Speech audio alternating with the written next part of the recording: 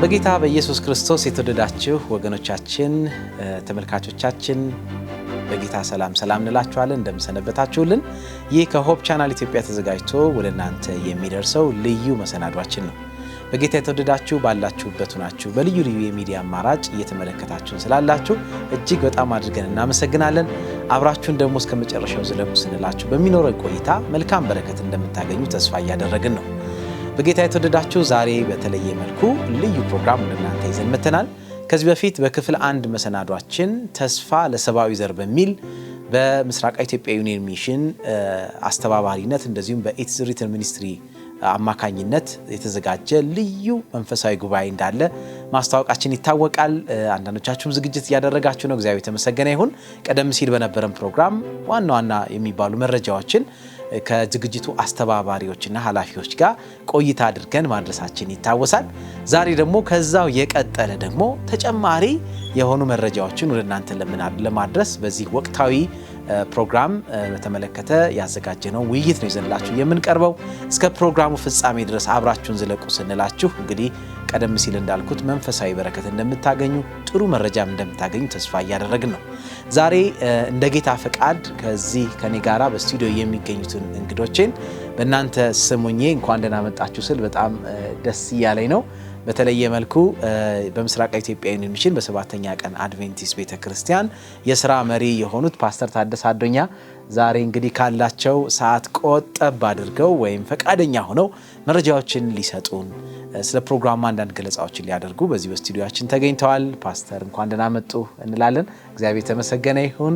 እንኳን ደህና መጡ። እንደዚሁም ደግሞ በዚህ ዝግጅት ላይ በተለይ በጤናው ዘርፍ ከፍተኛ አገልግሎትን የሚሰጠውን የፓሮሲያ ሚሽን ሰፖርቲንግ ሚኒስትሪ ነው በምስራቅ ኢትዮጵያ ሚሽን የሚገኝ የሱ ደግሞ የሥራ ባልደረባ የሆነ የጉዳዩን ባለቤት የሆነው ወንድማችን ገለቱ ከኛ ጋር ይገኛል። እስከ ፕሮግራሙ ፍጻሜ ድረስ አብራችሁን በመቆየት መረጃዎችን እንድታገኙና በዛም ደግሞ ተጠቃሚዎች እንድትሆኑ በጌታ ፍቅር እንጠይቃችኋለን። ስለዚህ እስከ ፕሮግራሙ ፍጻሜ ድረስ አብራችሁን ዝለቁ። ምናልባት በመናነሳቸው ሐሳቦች ላይ ጥያቄም አስተያየትም ካላችሁ የምታደርሱበት አድራሻዎችን ስክሪኑ ከስር በኩል የምታዩትን አድራሻ በመጠቀም ጻፉልን፣ ደውሉልን፣ ታገኙናላችሁ። እኛም ደግሞ መረጃዎችን እናቀብላችሁ ፈቃደኛ ነን። እስከ ፕሮግራማችን ፍጻሜ ድረስ እንግዲህ አብራችሁን እንድትዘልቁ በጌታ ፍቅር ጠየቅናችሁ። እንግዲህ ዛሬ ቆይታ የምናደርገው ከሚያዝያ 1 ጀምሮ እስከ 11 ድረስ በተለየ መልኩ በዚህ በአዲስ አበባ በሚሊኒየም አዳራሽ ላይ የሚደረገውን ልዩ መንፈሳዊ ጉባኤ በተመለከተ እንደዚሁ በዚህ ብቻም ሳይሆን በምስራቅ ኢትዮጵያ ዩኒየን ሚሽን በ3 ሰበካዎች ሐዋሳ በሚገኘው የደቡብ ሰበካ እንደዚሁም ደግሞ አርሲ ነገሌ ላይ በሚገኘው የደቡብ ምስራቅ ኢትዮጵያ ሰበካ እንደዚሁ ደግሞ በአዲስ አበባ ላይ በሚገኘው በዚህ በሚሊኒየም አዳራሽ ላይ በሚደረገው የወንጌል ጥረት ላይ የሚከናወኑ ወይም የተዘጋጁ ዝግጅቶችን በተመለከተ ትኩረት አድርገን የምንወያይበት ነው የሚሆነው። ከዛ በፊት ግን ፓስተር እንግዲህ የቤተክርስቲያን መሪ ናቸው እዚህ ያሉት አጠገባችንና በጣም ደስ ይለናል ዛሬ ስላገኘነው ፓስተር። እንደው እንደመነሻ እንዲሆነን ይቺ ቤተክርስቲያን ተልኮ ያላት ቤተክርስቲያን ከእግዚአብሔር ተቀበለችው ተልኮ አላት። በዚህ ዘመን እግዚአብሔር ያስቀመጣት ያን ተልኳን እንድትወጣ ነው። ለዛም ደግሞ ከፍተኛ እንቅስቃሴ እያደረገች እንደሆነ ይታወቃልና እንደው እንደ ምስራቅ ኢትዮጵያ ዩኒየን ሚሽን በሰባተኛ ቀን አድቬንቲስት ቤተክርስቲያን ይሄ መንፈሳዊ ተልኮ ለመወጣትና እግዚአብሔር የሰጣትን አደራ ተወጣ ብዙዎች እንዲድሩ ከፍተኛ እንቅስቃሴዎች እየተደረጉ እንደሆነ ይታወቃልና እንደው ምን እንቅስቃሴ እየተደረገ ነው ፓስተር? አመሰግናለሁ ስንታየው። እንግዲህ ቤተክርስቲያን አገልግሎቷ ሁለንተናዊ ነው። ከዛ አንፃር አመቱን ሙሉ እቅዶችን በማውጣት አባላቶችን በማሳተፍ አገልግሎት በመስጠት ላይ ትገኛለች። ለሰዎች ልጆች ይጠቅማል ብለን የምናምናቸው ማናቸውም ነገሮች ለሀገራችን ሕዝቦች ያንን ለማድረስ ያንን አገልግሎት መስጠት ከሁላችን ይጠበቃል፣ ከቤተ ክርስቲያናችን አባላት በሙሉ ይጠበቃል ብለን እናምናለን። ከዛ አንጻር እቅዶችን አውጥተን አመቱን ሙሉ እንቅስቃሴ በማድረግ ላይ እንገኛለን። እንግዲህ ለሰዎች ልጆች አካላዊ ፍላጎት አላቸው፣ መንፈሳዊ ፍላጎት አላቸው፣ ማህበራዊ ፍላጎት አላቸው፣ ብዙ ፍላጎቶች አሏቸው እና እነዛን ለማሟላት ነው ስራ የምንሰራው። ለአካላዊ ፍላጎታቸው በተቻለን መጠን ማህበራዊ አገልግሎቶችን በመስጠት በተለያዩ በሀገራችን ውስጥ ባሉት አብያተ ክርስቲያናት በሙሉ በ9ኙም ሰበካዎች ባሉት ውስጥ ከ1200 በላይ ባሉት በዚህ በእኛ በምስራቃዊ ኢትዮጵያ ዩኒየን ምዕራባዊውን ሳንጨምር ማለት ነው ባሉት ሁሉ የማህበረሰብ አገልግሎቶች እንዲሰጡ የደከሙ ሰዎች አቅመ ደካሞች የሆኑ እንዲረዱ በሚያስፈልጋቸው ነገር ያንን አስተዋጽኦ እናደርጋለን። እያንዳንዱ አጥቢያ ቤተ ክርስቲያን ይሄንን ያደርጋሉ፣ የማህበረሰብ አገልግሎቶችን በመስጠት። ሌላው መንፈሳዊ ፍላጎት አለ። የሰው ልጅ መንፈሳዊ ፍላጎት አለው። ያንን የእግዚአብሔርን ቃል እናስተምራቸዋለን። እውነተኛውን መጽሐፍ ቅዱስን መሰረት ያደረገ እኛ የምናምነው መጽሐፍ ቅዱስና መጽሐፍ ቅዱስ የሚለውን ነው። ስለዚህ ያንን መሰረት ያደረገ የወንጌል ትምህርት ለሰዎች ሁሉ እናስተምራለን። ምክንያቱም ሰዎችን እግዚአብሔርን በመፍራት እርስ በርሳቸው ተዋዶ እንዲኖሩ ሊያደርግ የሚችል የእግዚአብሔር ቃል ብቻ ነው። የሰዎችን አስተሳሰብና አእምሮ ሼፕ የሚያደርገው እግዚአብሔር ቃል ብቻ ነውና ያንን መጽሐፍ ቅዱስን መሰረት ያደረገ ትምህርት የወንጌል ስርጭቶችን እናደርጋለን። በአመት 3 ጊዜ ነው ወንጌል ጥረት የምናደርገው። አሁን ከፊታችን እሁድ ጀምሮ ለ14 ቀን የሚቀጥል የወንጌል ጥረት አለ።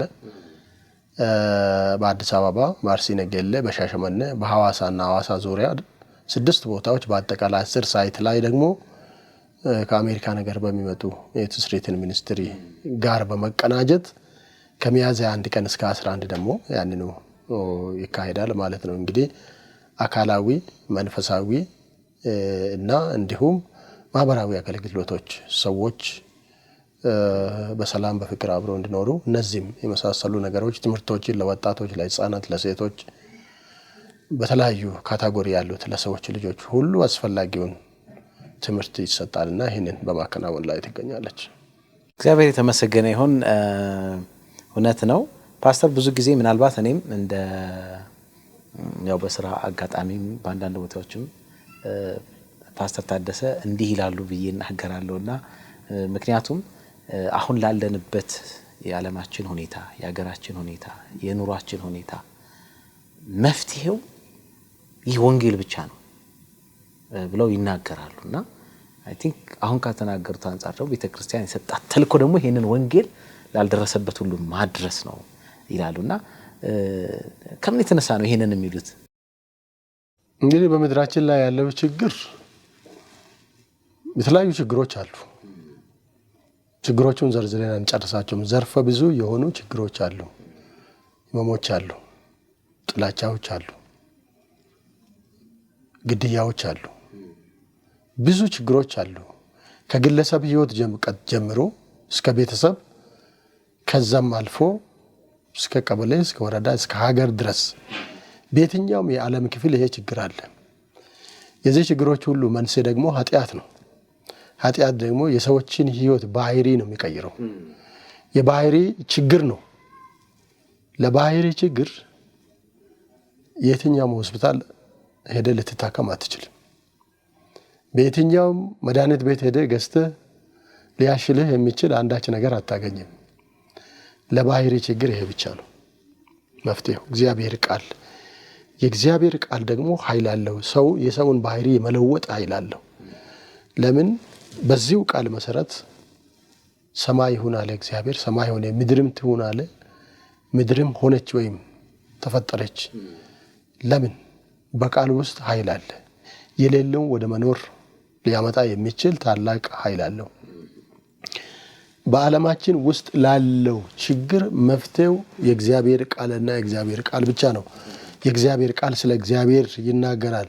ሰው ወደ ፈጣሪው ሲመለስ፣ በእውነት ላይ ሲመሰረት የሰዎች ባህሪዎች ይስተካከላሉ። የኃጢአት ችግር መፍትሄ የሚያገኘው ከዚህ አንጻር ነው። ስለዚህ ለዚህ ነው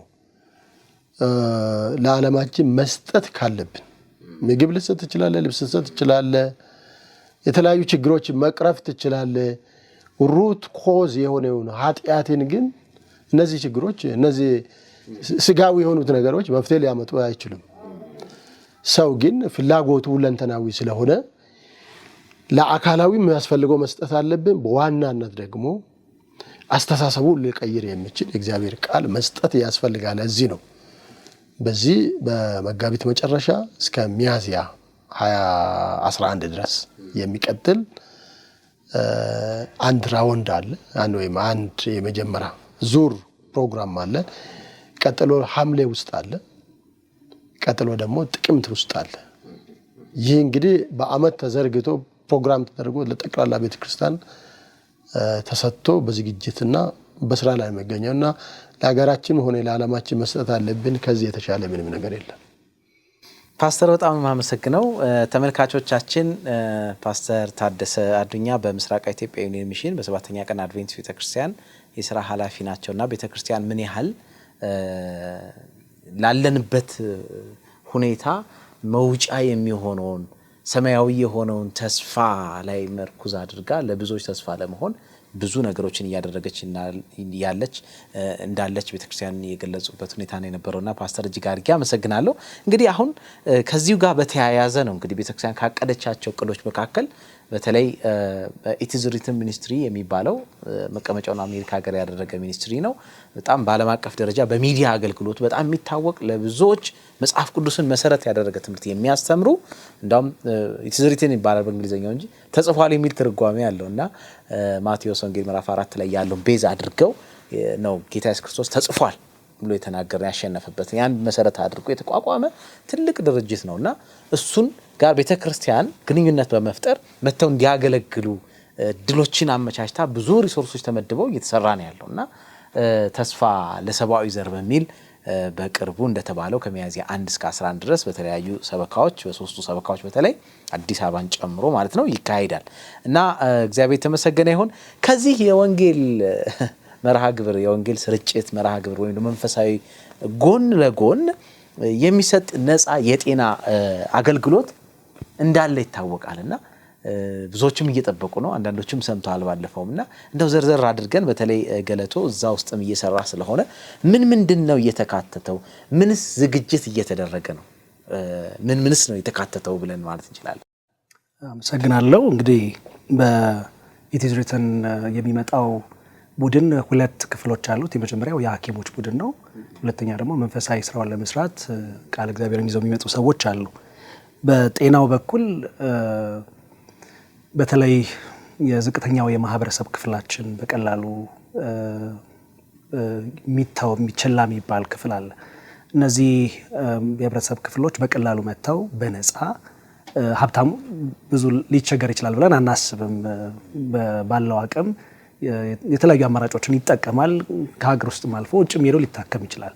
ድሆች ግን አሉ፣ የተለያየ ጤና ችግር ውስጥ ያሉ ኢኮኖሚያቸው ማይፈቅድላቸው በክርስቶስም ደግሞ አይን ችላ ያልተባሉ ናቸው። እኛም ችላ እንልንላቸው የማይገቡ የህብረተሰብ ክፍሎች ናቸው። አብዛኛው በተጠቀሰው በመዲናችን አዲስ አበባም ሆነ በክልል ያሉ ቦታዎች ላይ ከፍተኛ ቁጥር ያለው ህብረተሰብ ክፍል የጤና ችግሮች አሉበት። ብዙዎቹ በእኛ ሀገርም ያሉት ህክምናዎች አውት ኦፍ ፖኬት ከኪስ እያወጣ ወጪ የሚጠይቅህ ናቸውና እንግዲህ የህክምና ቡድኑ በዋናነት እዚህ ካሉት የጤና ባለሙያዎች በኢትዮጵያ ከሚገኙ በቤተክርስቲያን ውስጥ በተለያየ የሙያ ስልጠና ወስደው በግል በመንግስት ተቋም የሚያገለግሉት አብረው ተደምረው የሚሰሩት ስራ ነው። ከውጭ የሚመጣው የጤና ቡድን በዋናነት የጥርስ የሐኪሞች ቡድን አለ። ጥርስ በጣም ከፍተኛ ስቃይ የሚያስከትል አንዳንዴ በግንዛቤ እጥረት፣ አንዳንዴ ደግሞ በኢኮኖሚም በተለያየ መንገድ እነዚህ የጥርስ ህመሞች ይከሰታሉ። ህክምናውን ለማድረግ ትንሽ አስቸጋሪ ነው።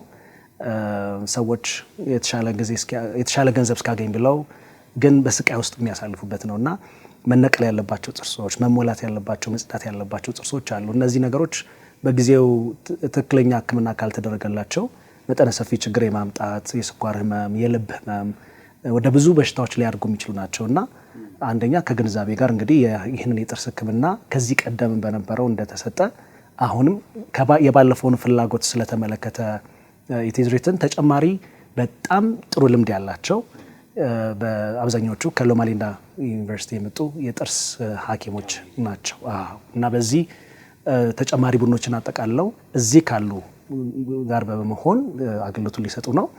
ሁለተኛው እንግዲህ ሌላው በጣም መጠነ ሰፊ ችግር ሆኖ ማህበረሰባችን እየጎዳ ያለው የአይን ችግር ነው። ይሄ የአይን ችግር አይን የሰው ብርሃንን መነጠቅ፣ ብርሃንን ማጣት ምን ያህል ከፍተኛ ነገር እንደሆነ ቀውሱ ምን አይነት እንደሆነ አይ ቲንክ በምናውቃቸው በምንወዳቸው ሰዎች በኩል እናያለን። ኢትዮጵያ ከ300 ሺህ በላይ ሰዎች ማየት የተሳናቸው አሉ። ከነዚህ መካከል ደግሞ ትክክለኛ ሀዙን አሁን ባልይዘውም በጣም እይታን ከሚጋርዱ ነገሮች አንዱ የአይን ሞራ ግርዶሽ ነው እና በቀላሉ ሊታከም የሚችል ነው። አብዛኛው ሰው ግን ቀዶ ጥገና ይፈልጋል እና በዚህ ረገድ ዶክተር ጃኮብ በጣም ጥሩ ልምድ ያለው በጣም በርካታ ቦታዎች ላይ እንደሰማሁትም ከሆነ ፈጣን እና ደግሞ በጣም የተዋጣለት ሕክምና የሚያደርግ ሊሰራ ያሰበው ቁጥርም ስሰማ በጣም ሰርፕራይዝ ዶኛለሁ። እንግዲህ ልየታዎችን እያደረግን ነው። በኋላ ላይ ወደ ቀኑ ስመጣ ቀኖቹን ለመናገር ሞክራለሁ እና የአይን ሞራ ግርዶሽ በቀዶ ጥገና እንዲስተካከል ይሄ ባለሙያ ለመርዳት ይመጣል ከአብሮት ከሚሰሩት ባለሙያዎች ጋር። ከዛ ውጭ ግን እዚህ ባሉት የጤና ባለሙያዎቻችን በበጎ ፈቃደኞች አማካኝነት መሰረታዊ የጤና አገልግሎት ይሰጣል። ቀላል ቢመስሉም ግን ወሳኞች ናቸው። እንደ ስክሪኒንግ ቅድመ ልየታ እናደርጋለን። ታሞ የመጡ ሰዎች ደግሞ ምክሮችን እንዲያገኙ በዚህ አገልግሎት ውስጥ የተጠቃለሉት እንግዲህ የስኳር ህመም አለ የለም የሚለው የምናጣራበት፣ የደም ግፊት ልኬት እና ለተላላፊ ላልሆኑ በሽታዎች ሰዎች ያላቸው ተጋላጭነትን የምናይበት ምርመራዎች አሉን። ከእንቅስቃሴ ጋር ተያይዞ የልብ ህመም ስክሪኒንግ ያንን ቼክ እናደርጋለን። የሰውነት ክብደታቸውና ሊኖራቸው የሚገባ የአመጋገብ ስርዓት እንዲሁም ደግሞ ቀለል ያሉ በቤት ውስጥ ራሳቸውን መደገፍ የሚችሉባቸው በተግባር የተደገፉ ቀላል የህክምና ዘዴዎችን አያይዘን በዚህ ስራ ውስጥ እንግዲህ ለመድረስ እየተዘጋጀን ነው ማለት ነው። አመሰግናለሁ ገለተው፣ በጣም አመሰግናለሁ። እንግዲህ በጣም በዚህ ዝግጅት ውስጥ ብዙዎችን ለማገልገል እየተዘጋጃችሁ ነው። ደስ የሚለው ትልቁ ዜና ደግሞ በነፃ ነው። አሁን ቅድም የጠቀስካቸው ትልቅ ባለሙያ አሜሪካ ሀገር የሚኖሩ ትልቅ ባለሙያ ናቸው። እሳቸው ብቻም ሳይሆን ከእሳቸው ጋር የሚመጡት ቡድን ተሰብስቦ መጥቶ እዚህ አዲስ አበባ በተለይ አካባቢ በተለየ መልኩ በነፃ ይህንን አገልግሎት ለማህበረሰቡ ለመስጠት እየሰሩ ነው የሚገኘው። ይህን አሁን ስታነሳ ምናልባት አንዳንድ ጥያቄ የሚፈጠር ነገር ምንድነው የአይን ሞራ ግርዶሽን ማንሳት እንደዚሁም ደግሞ የጥርስን ሕክምና መስጠት ይሄ ዝም ብሎ የሚሰጥ ነገርም አይደለም። ቦታው የሚካሄደው ይሄ ፕሮግራም ሚሊኒየም አዳራሽ በሚገኘው ነው እዚህ አዲስ አበባ ላይና ፍቃድ ከማግኘት ጋር የተያዘ ለመንግስት እውቅና ከመስጠት ጋር የተያዘ ምን ዝግጅቶች እየተደረጉ ነው? መልካም እንግዲህ ይሄ ፕሮግራም እንደሚደረግ ከታወቀበት ጊዜ ጀምሮ በጤና ጥበቃ ሚኒስቴር በኩል የጤና አገልግሎት ክፍሉ እንዲያውቀው ተደርጓል። ከዚያ ደግሞ የሚመጣው የሐኪሞች ቡድን ሀገር ውስጥ ባለው መስፈርት ታይቶ ጊዜያዊ እውቅና አግኝቶ እንዲሰራ ሂደቶች እየተጠናቀቁ ነው ያሉት። በጥሩ ሂደት ላይ ነው ያለው። ስለዚህ ሀሳቡን ወደውታል። ማህበረሰብን የሚጠቅም ነገር እስከሆነ ድረስ መንግስት አስፈላጊውን ድጋፍ ለማድረግ ጥሩ ክትትል እየተደረገ ነው ያለው። ስለዚህ የጤና ጥበቃ ሚኒስቴር በተዋረድ ደግሞ የአዲስ አበባ ጤና ቢሮና ሌሎች የሚመለከታቸው አካላቶች እንዲያውቁ ተደርገው አስፈላጊው ዝግጅት በመጠናቀቅ ላይ ይገኛል።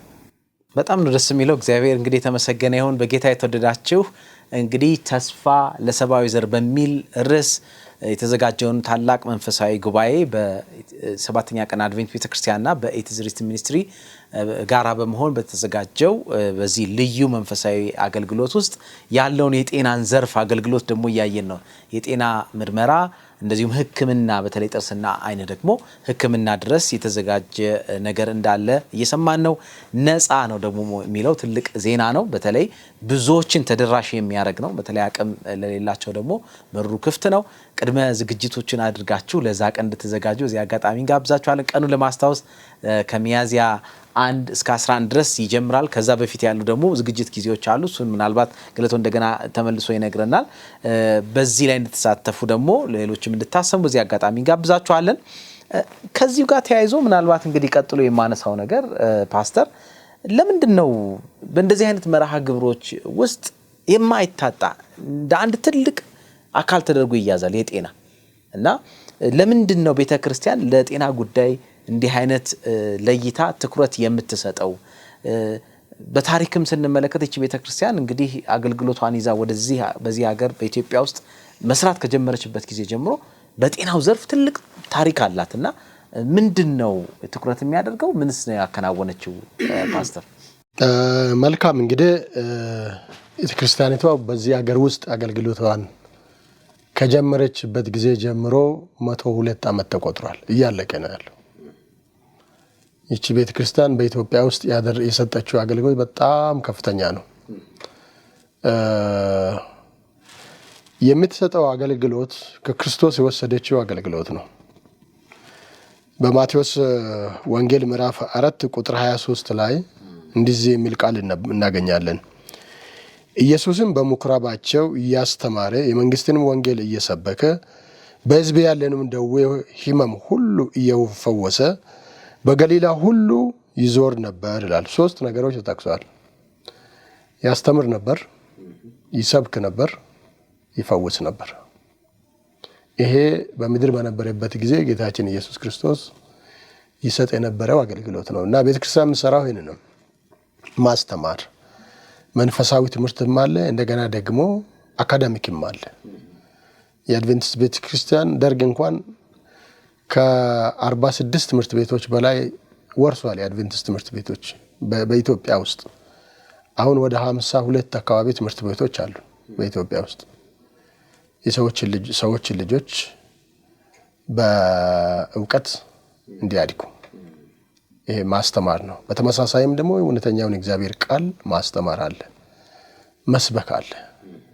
ብዙ ሰውን በአንድ ላይ ሰብስበ ስለ እግዚአብሔር ቃል መናገር አሁን በሚሊኒየም እያዘጋጀን ያለ ነው። ቅድም እንዳልኩ ሰው አእምሮአዊም፣ አካላዊ፣ መንፈሳዊ፣ ማህበራዊ የተለያዩ ፍላጎት አለው። በአእምሮ በትምህርት ማደግ አለበት። በአካል አስፈላጊው ነገር ማግኘት መቻል አለበት። ከአካልም ጋር ተያይዞ ደግሞ አካላዊ ጤንነት መጠበቅ ስላለበት እንዲሁም ደግሞ በጤና ያንን አገልግሎት መስጠት አለበት እና ቤተክርስቲያን ከፍተኛ ሆስፒታሎችን ገንብታለች። የዘውዲቱ ሆስፒታል እንደምታወቀው በአድቬንቲስት ቤተክርስቲያን የተገነባና ለብዙ ዓመታት አገልግሎት ሰጠ። በደርግ የተወረሰ እንደሆነ ከታሪክ እንመለከታለን። እንደውም ዘውዲቱ ከመጀመሩ በፊት በታችኛው ቤተመንግስት ውስጥ ለንጉሱ ምግብ የሚያቀርቡ ሕክምናም የተጀመረው በዛ ቤተመንግስት ውስጥ ነው። በራሱ በንጉሱ በቤተመንግስት ውስጥ ነው። ከዛ ነው ወደ ዘውዲቱ ግንባታ ተላለፈው። ዘውዲቱ መታሰቢያ ሆስፒታል ተብሎ የተገነባው ከዛ አንፃር ነው። ደብረታቦር የሚገኘው ደብረታቦር ሆስፒታል በአማራ ብሔራዊ ክልል በአሁኑ የአድቬንቲስት ቤተክርስቲያን ነው። ተፈሪ መኮንን ተብሎ የሚጠራው ደሴ ያለው የደሴ ሆስፒታል የአድቬንቲስት ቤተክርስቲያን ነው። አሁን እንግዲህ ግንቢ ያለው ሆስፒታል ብቻ ነው። እነዛን 3ቱን ደርግ ወስዷል።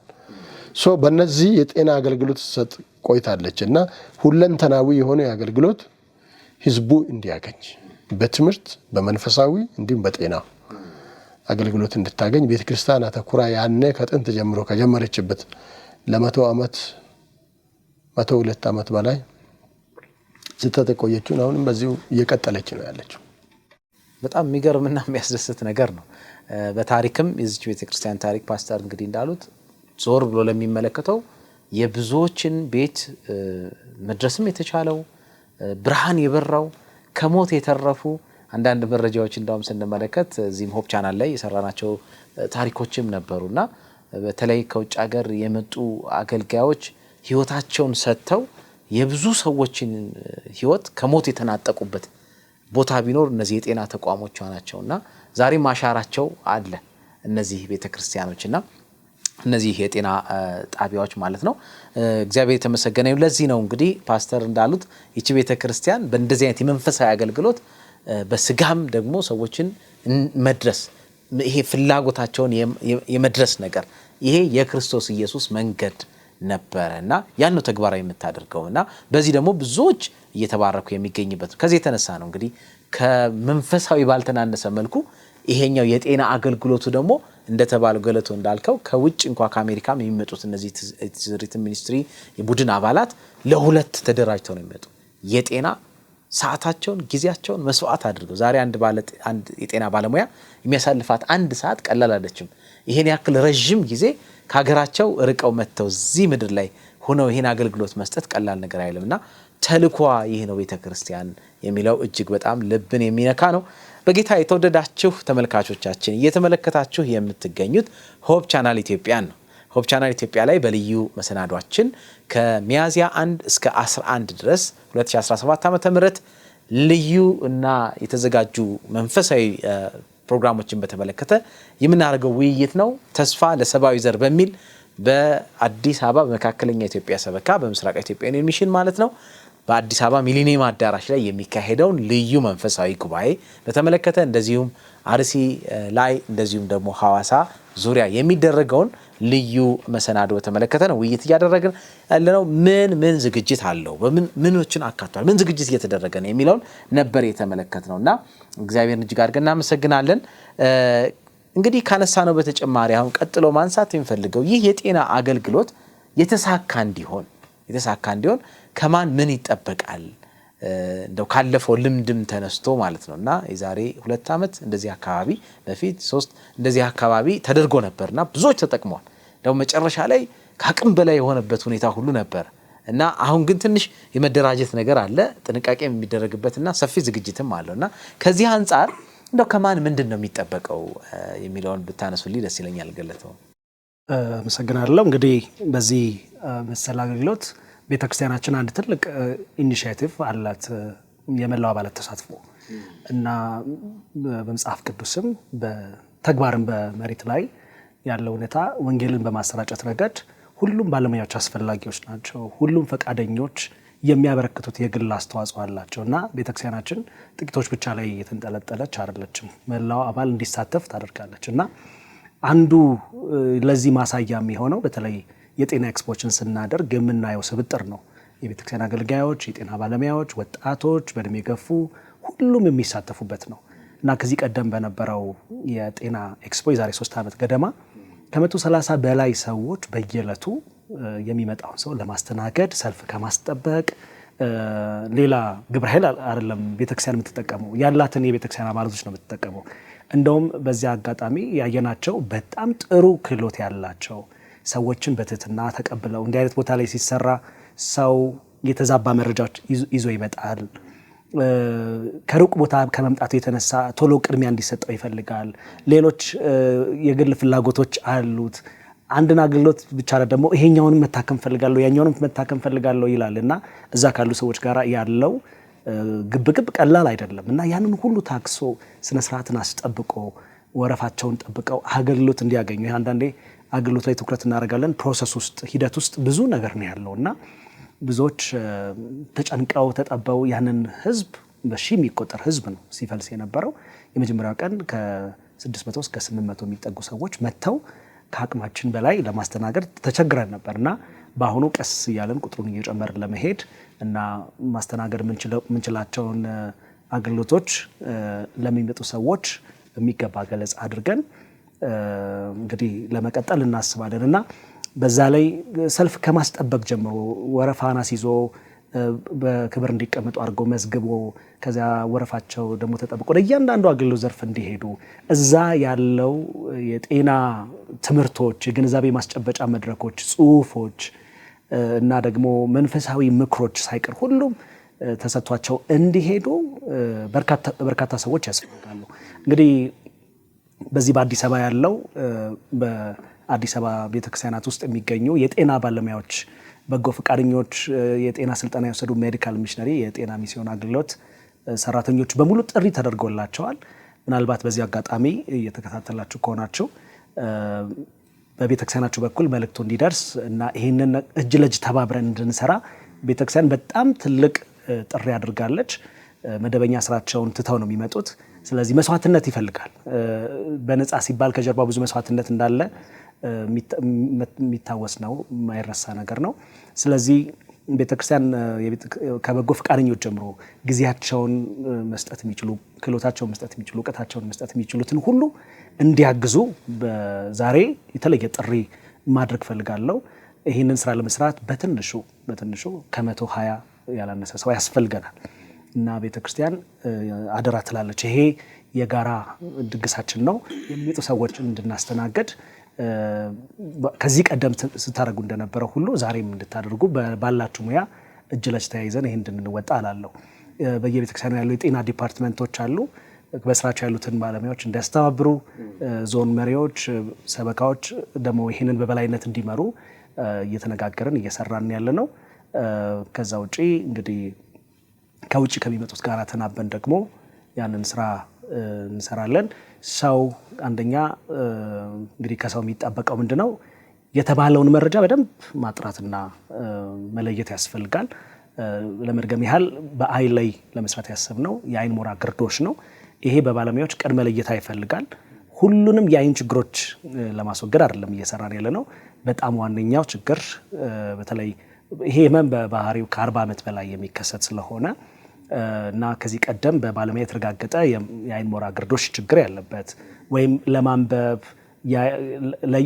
የእይታ መቀነስ ችግር ካለው ማህበረሰቡ ይህንን ለይቶ እንዲለይ ሕክምናው እንዲያገኝ መምጣት ይኖርበታል። በጥርስ ላይም ደግሞ ባለሙያ ታይቶ የጥርስ ነቀላ፣ የጥርስ መሙላት እንደ አስፈላጊነቱ የጥርስ ማስተካከል፣ ሁሉንም አይነት ሕክምናዎች ግን አይደለም እና ማስታወቂያዎቹን ሀሳቦቹን በደንብ እንዲደግማቸው እንፈልጋለን። እንግዲህ ልየታ ስለሚያስፈልገው በተለይ የአይንና የጥርሱ መጋቢት 28 እሁድ ዕለት የጤናው መርሃ ግብር ይጀምራል።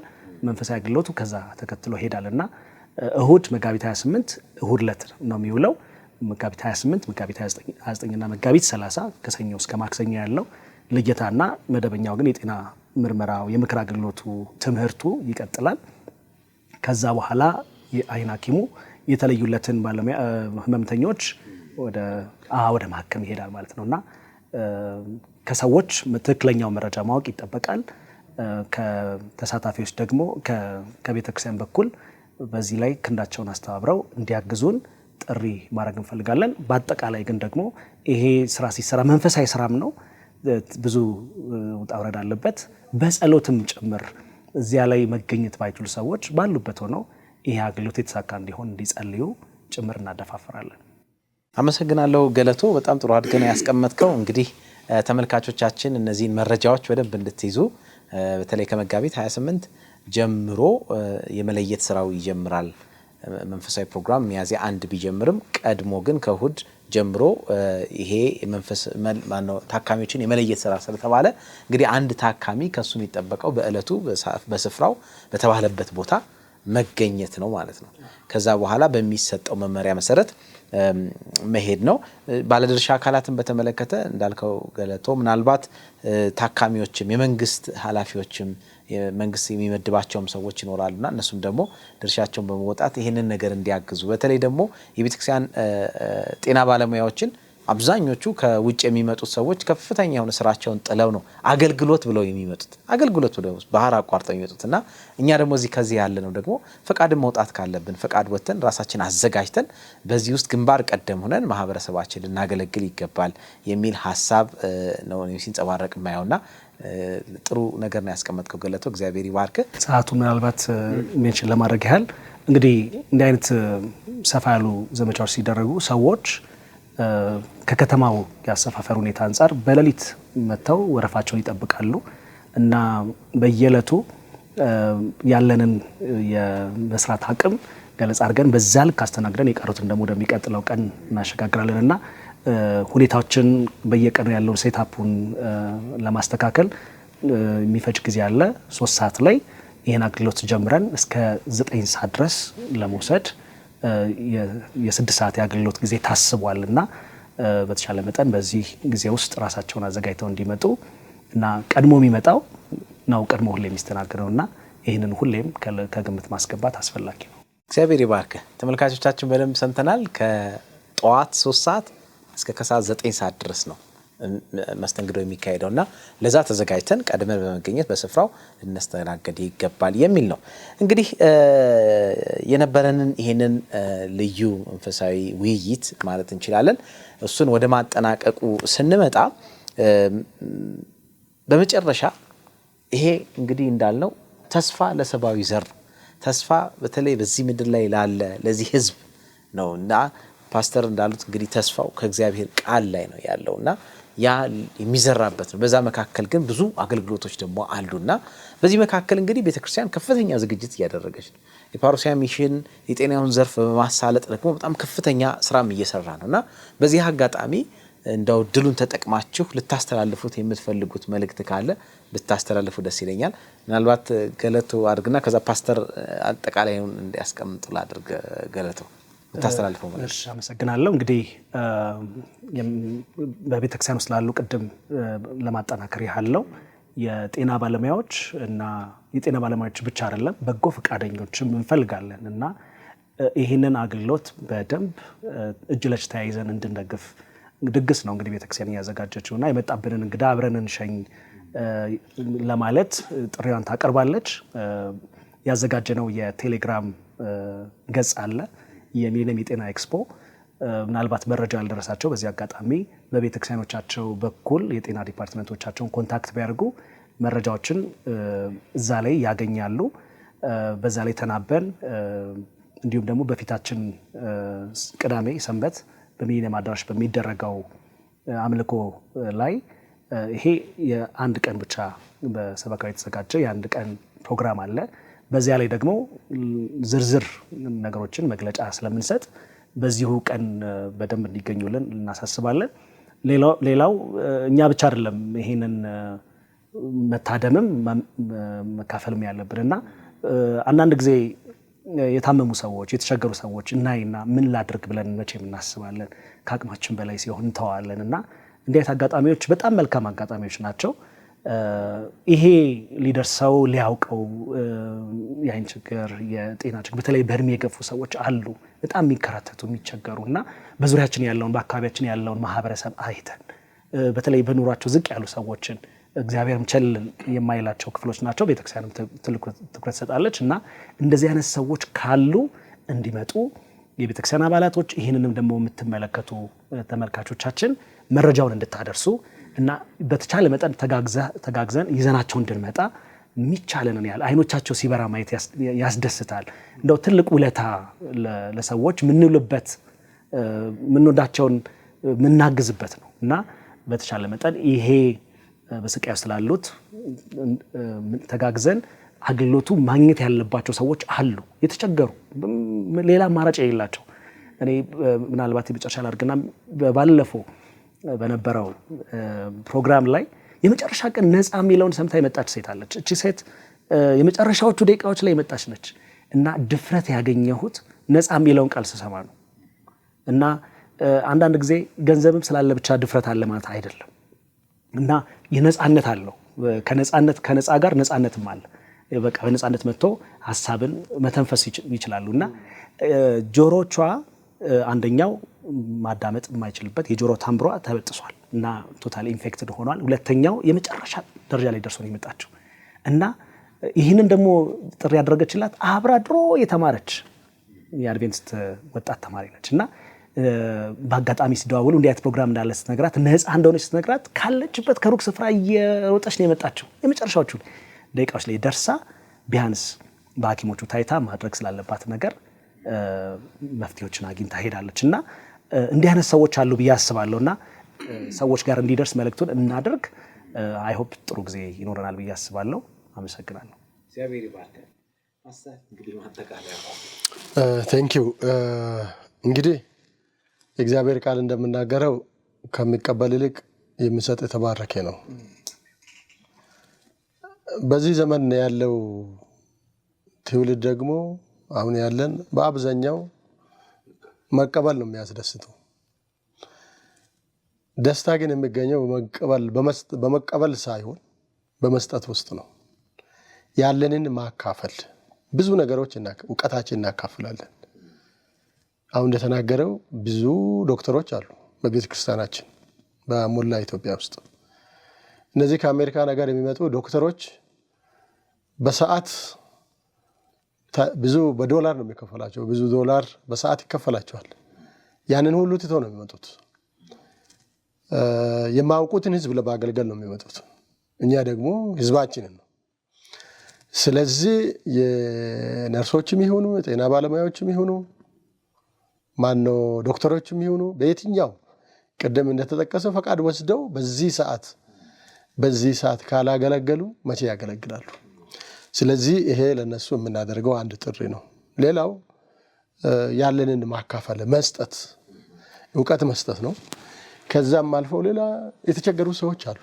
ልብስ የሚያስፈልጋቸው አሉ።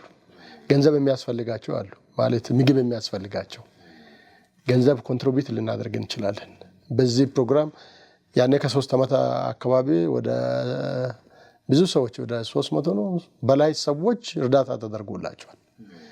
አቅም የሌላቸው ወቅቱ እንደውም ከኮቪድ ማግስት ስለነበረ ብዙ ሰዎች እንዲረዱ ተደርጓል በዛ በሚሊዮን አዳራሽ። ስለዚህ ዛሬም ብዙ የሚቸገሩ ሰዎች አሉ።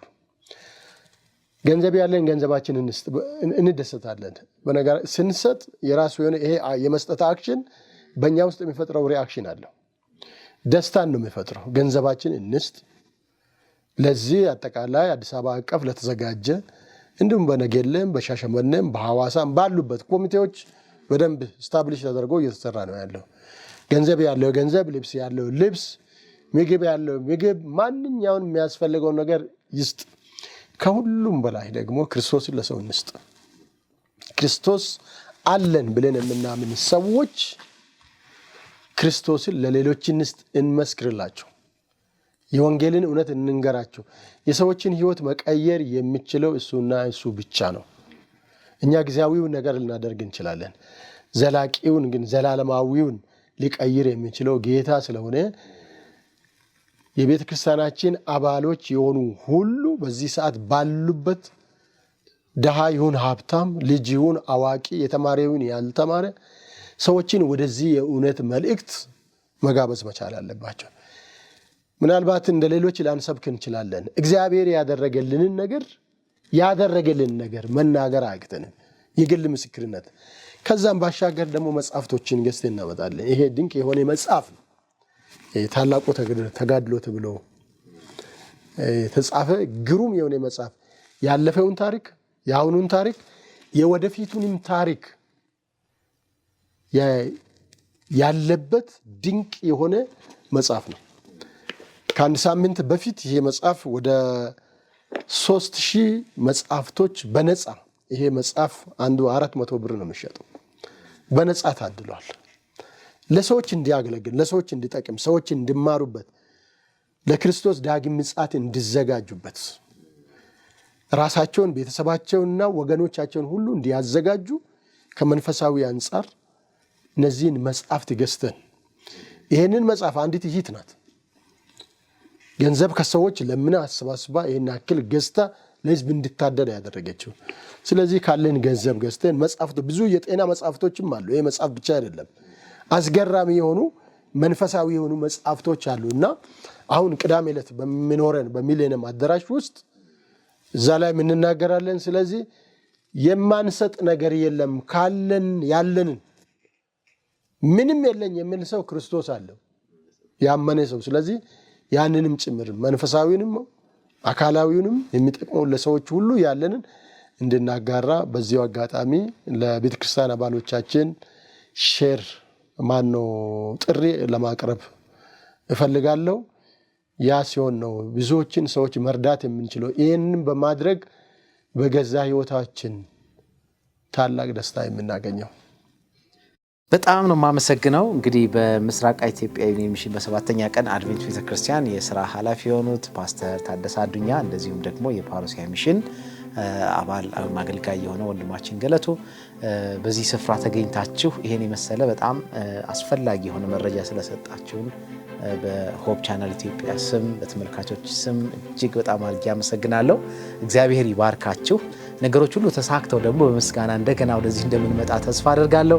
ተመልካቾቻችን ተስፋ ለሰብአዊ ዘር በሚል መሪ ርዕስ ኢት ኢዝ ሪትን ሚኒስትሪ ከ7ኛ ቀን አድቬንት ቤተክርስቲያን ጋር በጋራ በመሆን በዚህ በአዲስ አበባ በሚሊኒየም አዳራሽ ከሚያዝያ 1 እስከ 11 የጤና አገልግሎቱ መጋቢት 28 ይጀምራል።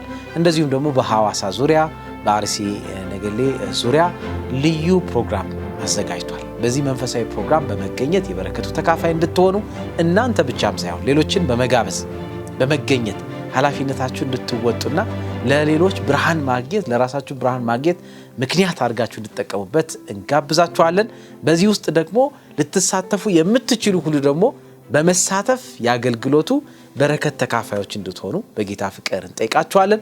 በነበረን ቆይታ ላይ እንደዚሁም ደግሞ ይህን ዝግጅት በተመለከተ መረጃን ማግኘት ለምትፈልጉ ስክሪኑ ከስር በምታዩት አድራሻ ስልክ ቁጥሮች ደውሉልን፣ አስፈላጊውን መረጃ ታገኛላችሁ።